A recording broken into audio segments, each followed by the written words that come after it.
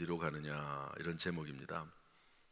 오늘 성경 말씀 16장 8절에 보니까 하가라, 내가 어디서 왔으며 어디로 가느냐. 따라서 할까요? 어디서 왔으며 어디로 가느냐. 이 제목을 가지고 같이 말씀을 나누고자 합니다. 오늘 성경에 보면 하나님의 사자 천사가 아들과 함께 집을 도망쳐 나온 하갈에게 질문하지요. 하갈은 누구냐면 그 유명한 아브라함의 둘째 부인입니다. 당시는 당시에는 일부 다처제니까 부인들을 열어두기도 했습니다. 그런데 첫째 부인은 아들을 낳지 못하고 둘째 부인이 아들을 낳는데요. 아들을 낳았다고 둘째 부인이 큰 첫째 부인을 무시하고 또 자기를 더 나타내려고 하고 그렇게 하는 거죠. 그러니까 첫째 부인이 그걸 가만두겠습니까? 핍박을 하죠. 도망 나왔어요. 도망 나왔습니다. 도망은 나오긴 했는데 어떡합니까?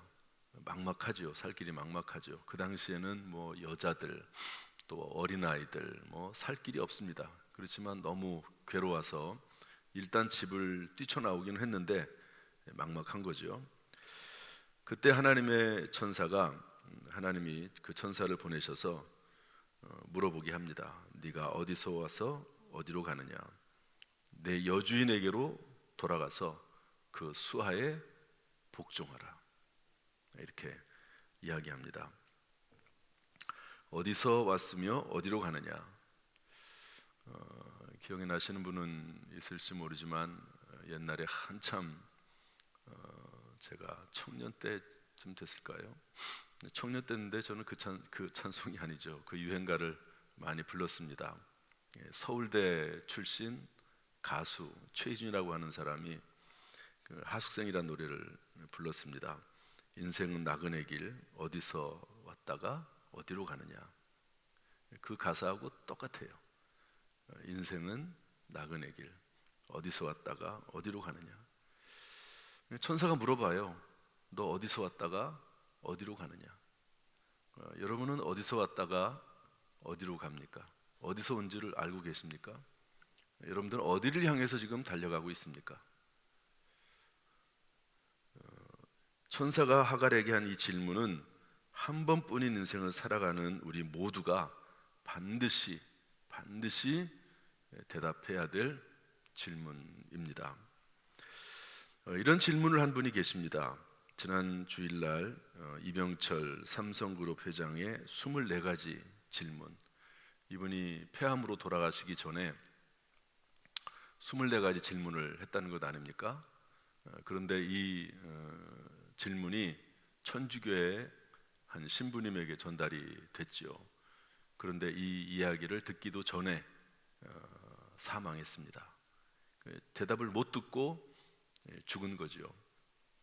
그 대답은 정말 그 질문은 정말 중요한 질문이고 죽기 전에 꼭 대답을 듣고 그리고 거기에 대한 반응을 보이고 죽었어야 되는데 그러지 못했는데요. 지난주에 했던 그 동영상을 앞부분만, 질문에 관련된 부분만 한번 더 보고 오늘은 그 질문에 대한 대답을 성경 속에서 좀 찾아보려고 합니다. 보여주시죠.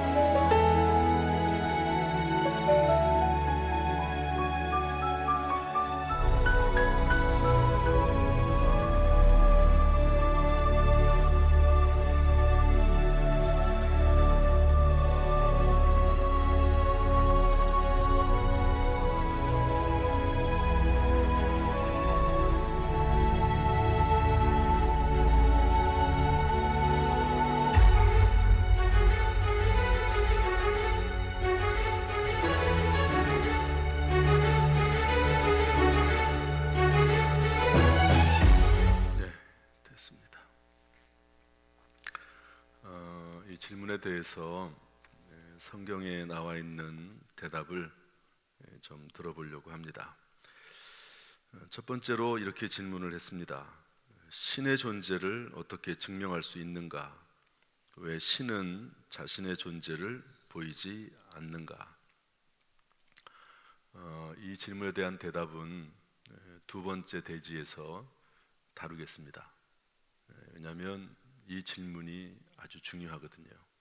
그리고 이 질문에 대한 대답을 할 수 있으면 그 다음에는 해결되는 질문들이 바로 그 뒤에 있는 대답들입니다. 그래서 이 질문을 좀 이따가 다루려고 하고 있습니다. 두 번째 질문이 뭐냐면, 신은 우주 만물의 창조주라는데 무엇으로 증명할 수 있느냐?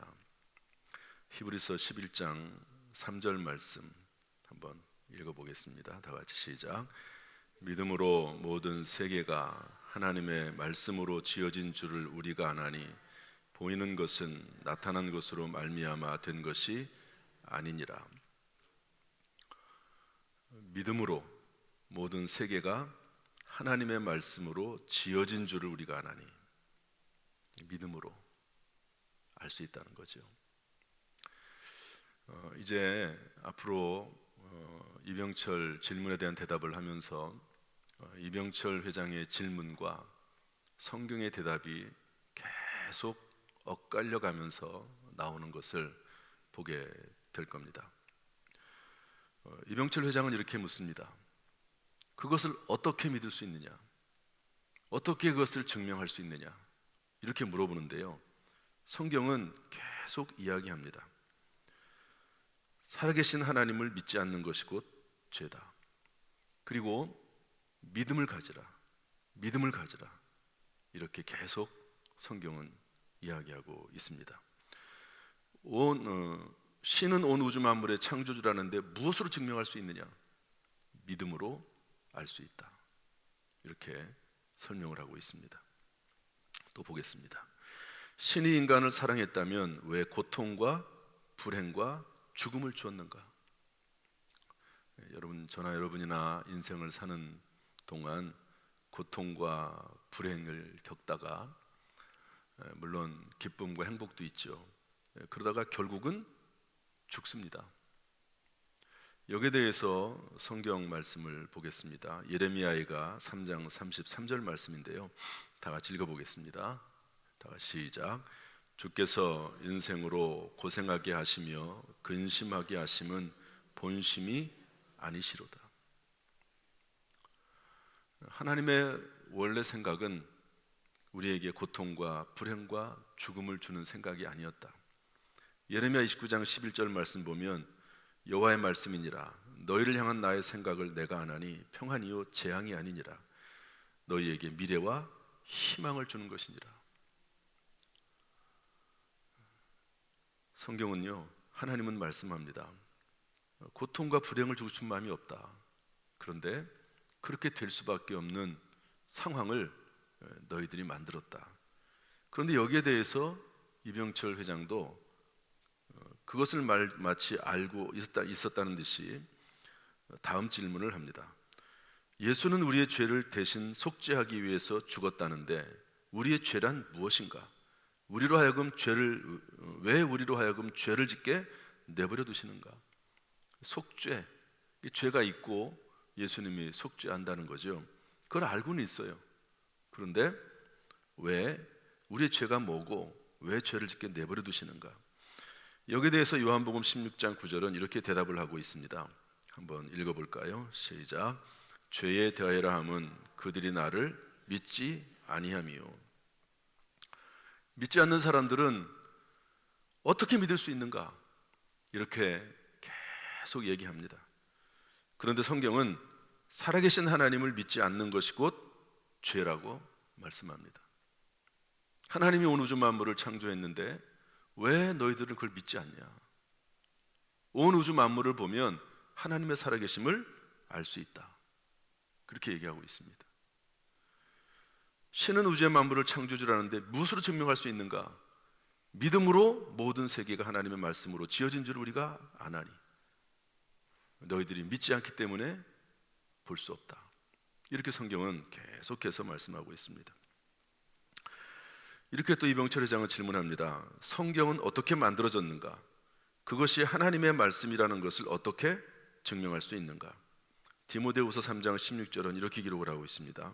한번 읽어보겠습니다. 시작. 모든 성경은 하나님의 감동으로 된 것으로 교훈과 책망과 의로 교육하기에 유익하니. 하나님의 감동으로, 하나님의 사람의 마음을 감동해서 그가 성경을 기록하도록 했다고 기록을 하고 있습니다. 영혼이란 무엇인가? 우리 창세기 2장 7절 말씀 읽어보겠습니다. 다 같이 시작. 여호와 하나님이 땅의 흙으로 사람을 지으시고 생기를 그 코에 불어넣으시니 사람이 생명이 된지라. 하나님께서 그 하나님의 생기, 그것을 흙으로 사람을 만드시고 그 코에 생기를 불어넣으셨다. 그것이 바로 영혼이라고 성경은 알려주고 있습니다. 7번째 질문이 이렇습니다. 인간이 죽은 후에 영혼은 죽지 않고 천국이나 지옥으로 간다는 것을 어떻게 믿을 수 있나? 로마서 10장 17절은 이렇게 대답을 하고 있습니다. 다 같이 읽어볼까요? 시작. 그러므로 믿음은 들음에서 나며 들음은 그리스도의 말씀으로 말미암았느니라. 계속 질문해요. 어떻게 믿을 수 있나? 어떻게 믿을 수 있나? 천국과 지옥이 있다는 것을 어떻게 믿을 수 있나? 그것을 한번 증명해봐라. 어떻게 믿을 수 있나? 그런데 성경은요 이렇게 대답을 해요. 믿음은 들음에서 나며 들음은 그리스도의 말씀으로 말미암느니라. 하나님 말씀을 듣고 읽다 보면 믿음이 생겨. 그 믿음이 있으면 하나님의 살아계심을 알 수가 있고, 그리고 온 우주 만물이 창조된 것을 알 수 있어. 그러면서 믿음을 자꾸 또 얘기하십니다. 8번째 이렇게 질문합니다. 성경의 부자가 천국에 가는 것을 낙타가 바늘구멍에 들어가는 것으로 비유했는데 부자는 악인이란 말인가? 이 질문에는 살짝 자신의 그 불편한 마음이 들어가 있습니다. 이 사람은 부자잖아요. 부자는 악인이란 말인가? 성경이 불합리한 것 아닌가? 왜 부자가 악인이라고 그렇게 인정받게 되는 것인가? 부자가 천국에 가는 것이 낙타가 바늘구멍에 들어갈 것처럼 어렵다면 부자가 뭐가 문제가 있어서 그런 것 아니냐? 부자는 악인이라는 것 아니냐? 이 반감을 가지고 질문을 하는 거죠. 이때 성경 마태복음 19장 26절은 이렇게 대답을 합니다. 한번 읽어볼까요? 다 같이 시작. 예수께서 그들을 보시며 이르시되 사람으로서는 할 수 없으나 하나님으로서는 다 하실 수 있느니라. 이게 이제 부자가 천국에 들어가는 것이 낙타가 바늘귀로 들어가는 것보다 어렵다라는 그 예수님의 말씀 속에 나오는 뒷이야기입니다. 사람으로서는 할 수 없지만 하나님으로서는 다 할 수 있다. 이렇게 말씀을 예수님이 직접 하셨습니다. 부자가 천국에 못 들어간다는 것이 아니라 하나님께서 역사하시면 부자에게도 믿음이 들어가게 되고, 그리고 그 믿음을 통해서 구원을 받게 된다는 거죠. 여러분, 세계 최고의 부자는 록펠러입니다. 미국의 경제 잡지인 포브스에서 인류 중, 한 시대가 아니고요, 인류 중 가장 부자 1위가 누구냐? 록펠러라고 얘기했습니다. 록펠러는 참 그 어머니가 훌륭하시죠. 어쨌든 수천 개의 예배당을 세우고 사회 사업을 하고 대학교를 세우고 석유 사업을 통해서 돈을 많이 벌어서 이런 일을 했던, 선한 일을 많이 했던 그런 분입니다.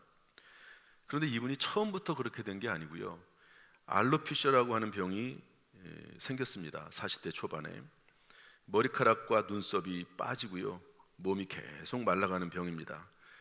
병원에서는 1년 넘기기 힘든다는 진단을 내렸습니다. 1년밖에 못 사는 거죠. 마지막 검진을 받기 위해서 휠체어를 타고 가는 중 병원에 걸린 성경 구절 하나를 보게 되죠. 사도행전 20장 35절에 있는 말씀인데, 주는 것이 받는 것보다 복이 있다.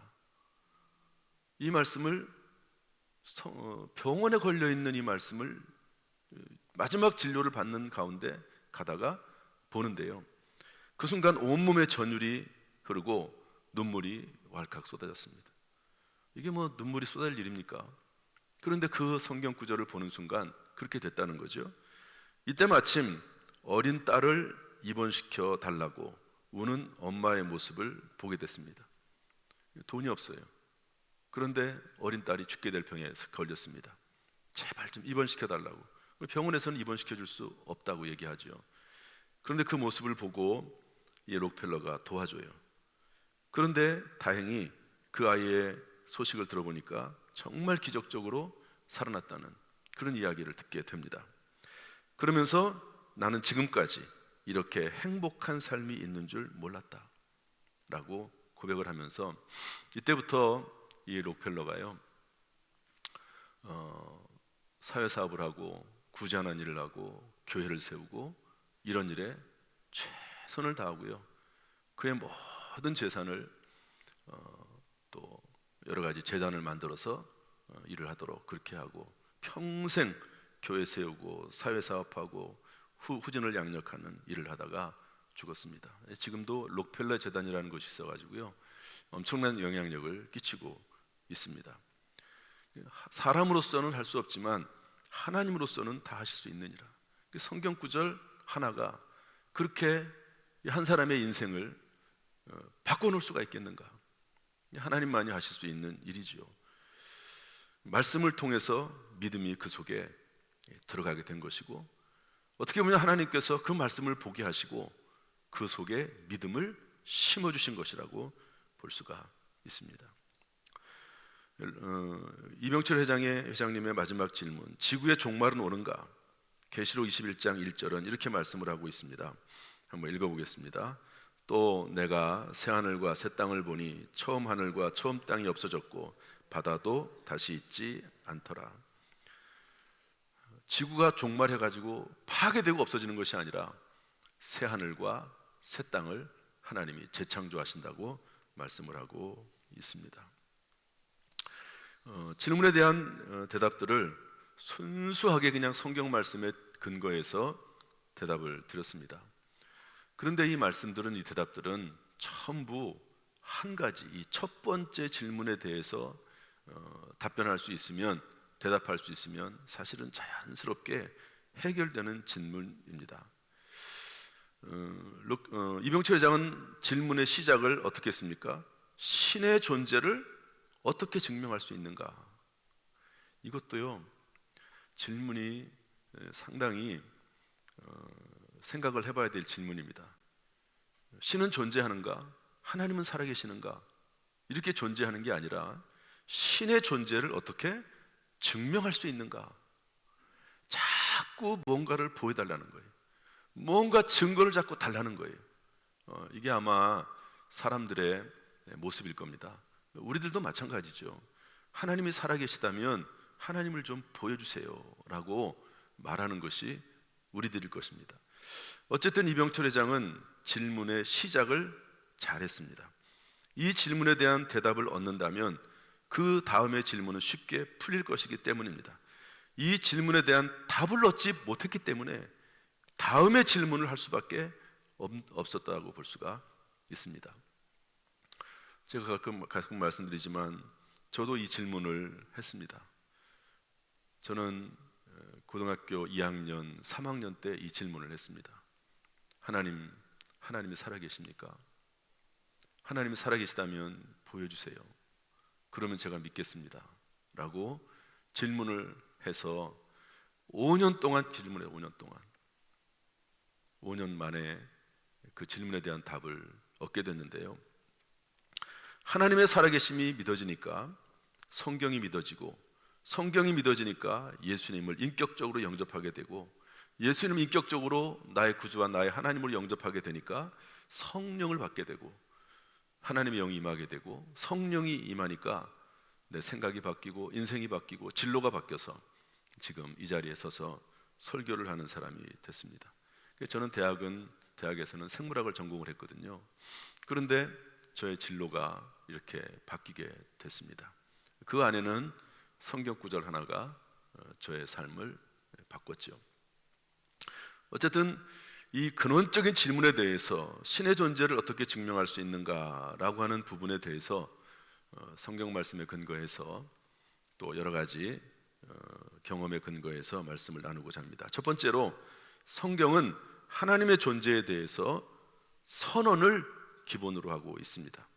성경은 하나님의 살아계심을 증명하지 않습니다. 이병철 회장은 신의 존재를 어떻게 증명할 수 있는가? 라고 질문을 했는데 성경은 하나님의 존재를 증명하지 않습니다. 성경은 그냥 선포합니다.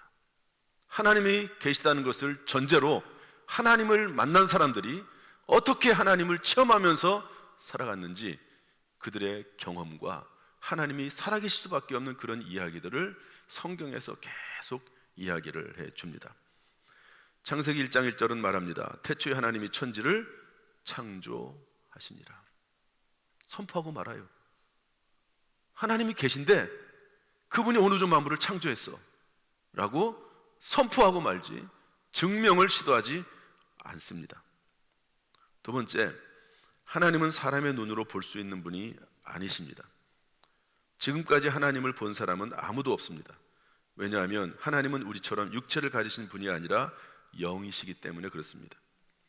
요한복음 1장 18절은 이렇게 말씀하고 있습니다. 본래 하나님을 본 사람이 없으되. 요한일서 4장 12절 이렇게 말씀하고 있습니다. 어느 때나 하나님을 본 사람이 없으되. 하나님을 본 사람은 없습니다. 요한복음 4장 24절은 이렇게 말씀하고 있습니다. 하나님은 영이시니. 이유는 간단해요. 여러분, 사람의 눈으로 영이신 하나님을 볼 수가 없습니다. 하나님은 존재를 증명하지 않습니다. 하나님은 볼 수 있는 분이 아닙니다. 그런데 성경에서 유일하게 하나님의 존재를 논리적으로, 하나님의 존재 증명을 논리적으로 시도하는 유일한 성경 구절 하나가 있습니다. 저는 이 말씀을 통해서 하나님의 존재가 믿어졌습니다. 그 말씀은 히브리서 3장 4절 말씀인데요, 한번 다 같이 읽어보겠습니다. 다 같이 시작. 집마다 지은이가 있으니 만물을 지으신 분은 하나님이시라. 여러분, 이 말씀이 없어요. 논리적으로 어떤 과학적인 접근 시도, 철학적인 접근 시도를 하는 성경 구절은 하나밖에 없습니다. 전부 다 하나님의 살아계심에 대해서 전제로 하고, 아브라함이 만난 하나님, 다윗이 만난 하나님, 엘리야가 만난 하나님, 또 사도 바울이 만난 하나님, 그분 하나님이 살아계셔서 실제로 그들에게 역사하셨다라고 이야기를 하시지, 하나님의 존재를 증명하지 않습니다. 시도 자체를 하지 않습니다. 그런데 이 성경 구절은 하나님의 존재를 증명합니다. 집을 봐라. 집을 보면 반드시 누군가 지은 존재가 있다. 지은 사람이 있다. 우주 만물을 봐라. 여러분, 우주 만물을 사람이 지었습니까? 온 우주 만물을 사람이 만들지 않았어요. 지구를 사람이 만들었습니까? 그럼 지구는 누가 만들었단 말이냐? 모든 것들은 다 지은이가 있다. 이것을 이제 철학적으로 말하면 제1원인이라고 합니다. 과학자들이 이런 말을 해요. 제1원인이 뭐냐? 제1원인이 없이 존재할 수 없습니다. 원인이 없이 뭐가 존재합니까? 여기 있는 모든 것들을 원인이 없이 존재하는 게 뭐가 있습니까? 그런데 온 우주 만물을 지으신 분은 하나님이시다. 어떤 과학자가 이런 말을 했습니다. 시계가 시계공의 존재를 증명하듯이 우주 만물은 신의 존재를 증명한다. 이렇게 얘기했습니다. 네 번째로, 예수님 이후 2000년간 교회 역사가 진행하는 중 온갖 어려운 환경 가운데서 하나님을 만나서 새롭게 변화된 수많은 사람들이 하나님의 존재를 증명합니다. 그 사람들 중에는 부족한 종인 제가 있습니다. 저의 존재는 하나님의 존재를 증명합니다. 저는 지금까지 신앙생활을 하면서 하나님의 존재를, 하나님의 살아계심을 많이 체험을 했습니다. 우리 교회 장로님들과 권사님들, 그리고 수많은 성도님들이 하나님의 살아계심을 체험하고 어려운 환경 가운데서 그 환경이 변화될 수도 있지만 그뿐만 아니라 어려운 환경을 극복하는 지혜와 능력과 강건함과 담대함으로 승리하면서 살아왔습니다. 이런 모든 것들이 하나님의 살아계심을 증명하는 거죠. 다니엘 기도회를 합니다. 1년마다 한 번씩 11월 1일부터 11월 21일까지 다니엘 기도회를 하는 이 모든 것들을 참 우리 대한민국에 교회 간다는 것이 놀랍습니다. 그런데 거기에 보면 첫날은 담임 목사님이 그 교회 담임 목사님이 설교를 하고 20일 동안 간증자들을 세워서 간증을 하는데요. 그 간증에 대한 이야기를 들어보면 이 사람이 어떻게 죽을 수밖에 없는 상황 가운데 하나님의 말씀을 듣고 믿음이 생기고 그리고 하나님의 음성을 듣고 다시 일어서서 하나님 앞에 쓰임받는 사람이 됐는지 하는 것을 알 수 있습니다. 제가 다니엘 기도회를 좋아하는 이유는 뭐냐면 그것을 보면 하나님의 살아계심이 증명이 되기 때문에 그렇습니다. 하나님은 살아계시구나, 하나님은 살아계시구나 하는 것을 알 수 있기 때문에 그렇습니다. 제가 동영상 하나를 준비했습니다. 이 동영상을 보면서 이분이 어떻게 하나님을 만났는지 이런 이야기들은 너무너무 많습니다. 우리 성경에 분명히 말씀하기를 그런데 믿음이 어떻게 들어가느냐, 믿음이 어떻게 들어가느냐, 하나님께서 갑자기 막 나타나셔가지고 말씀하는 경우도 있습니다. 요즘 이스라엘이나 이슬람 쪽에서 이슬람이나 이스라엘 사람들은 하나님을 전혀 믿지 않고 예수님을 아주 믿지 않습니다. 하나님을 믿는데 유대교 사람들, 유대인 이스라엘 사람들은 구약의 하나님을 믿고 이슬람 사람들은 하나님을 믿고 알라라고 믿는데요, 성경과는 전혀 다른 하나님을 이야기하고 있습니다. 그런데 그 이슬람과 유대에 요즘 어떤 일이 일어나고 있냐면 꿈을 통해서 하나님께서 말씀하시는, 성경을 안 믿으니까 꿈을 통해서 하나님이 어떤 기적적인 방법으로 믿게 하시는 그런 경우들이 지금 많이 생기고 있습니다. 그런데 그것은 정말로 특별한 경우고 우리나라 같은 경우는 하나님 말씀이 선포가 됐습니다. 이 말씀을 듣고 읽는 가운데 하나님께서 믿음을 주시는 거죠. 믿음은 들음에서 나며 이렇게 되어 있습니다. 들음은 하나님의 말씀으로 말미암느니라라고 되어 있는데요. 오늘 이 동영상을 보면서 하나님을 만난 사람들의 모습을 한번 살펴보고 우리도 다시 한번 믿음을 새롭게 하는 귀한 시간이 될 수 있기를 주님의 이름으로 축복합니다. 한번 보여주시죠. 저는 누님이 계십니다. 네, 저보다 6살 많으신데 생후 태어나서 6개월 만에 소아마비였고 정신박약입니다. 늘 침을 이렇게 흘리고 계셨고 하반신은 걷질 못하니 다리가 이렇게 꺾어진 채로 사셨어요. 이렇게 손으로 밀고 다니면서. 근데 소대변을 그냥 싸시는 거죠.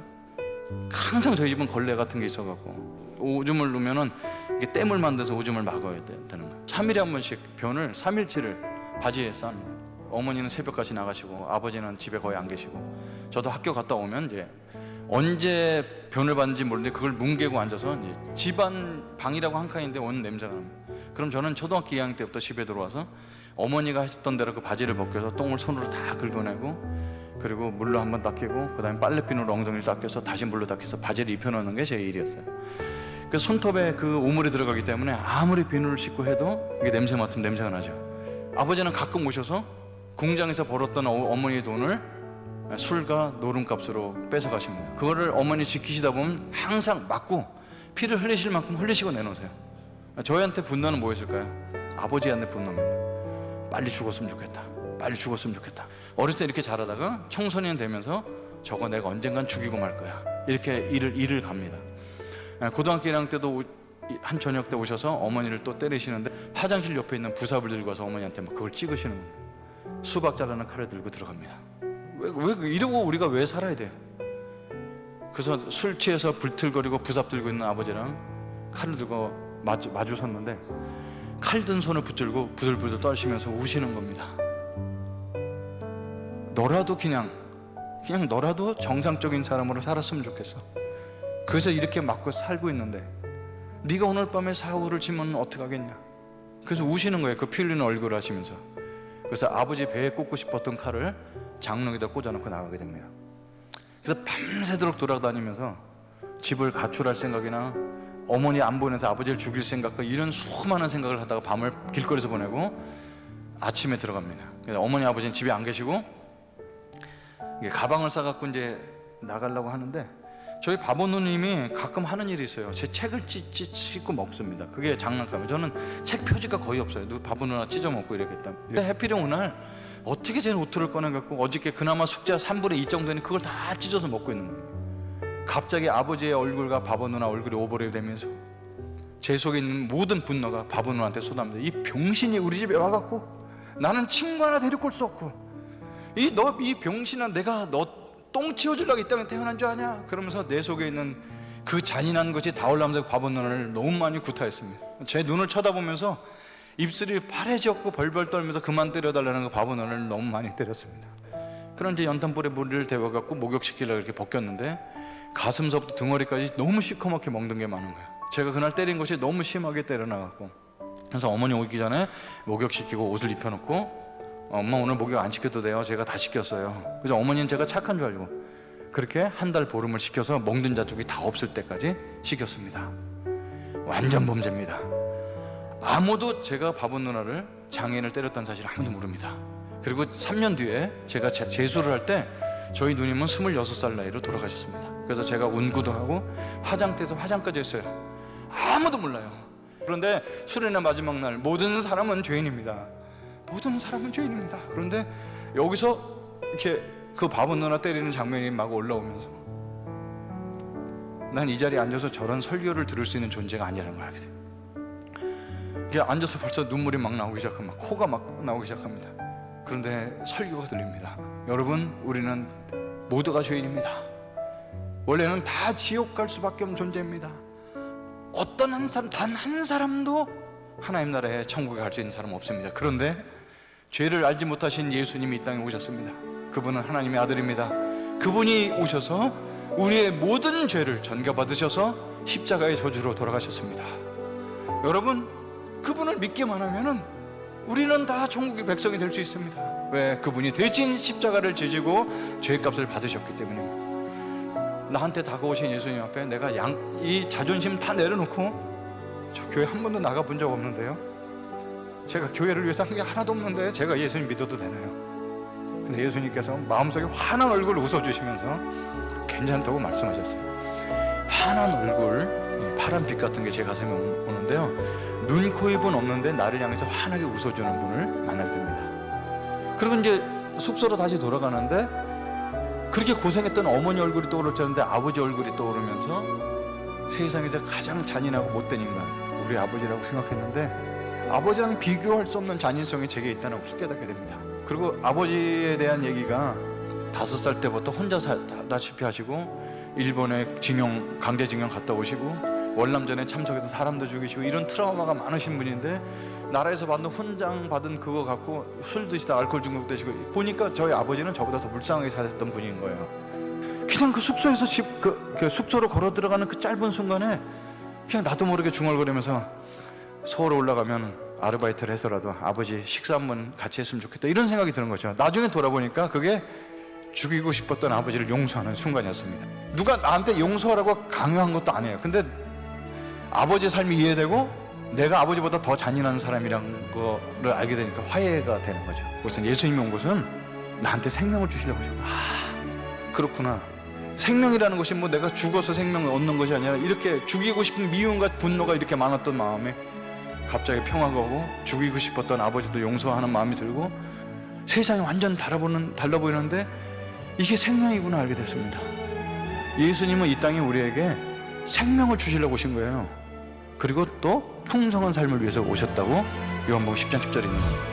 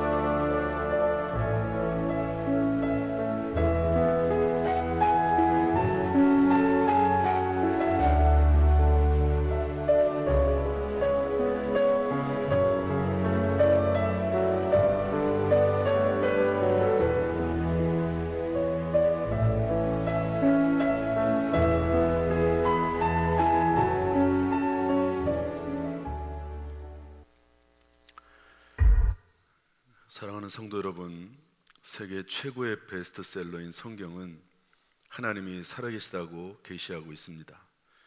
수많은 믿음의 선배들이 만난 하나님의 이야기는 하나님의 살아계심의 증거입니다. 성경은 믿지 않는 사람들은 증거를 보여달라고 그렇게 얘기하지만, 믿을 수 없다고 얘기하지만, 그러나 성경은 믿으라고 얘기합니다. 믿음이 없이는 하나님을 기쁘시게 하지 못하나니 하나님께 나아가는 자는 반드시 그가 계신 것과 또한 그가 자기를 찾는 자들에게 상 주시니심을 믿어야 할지니라.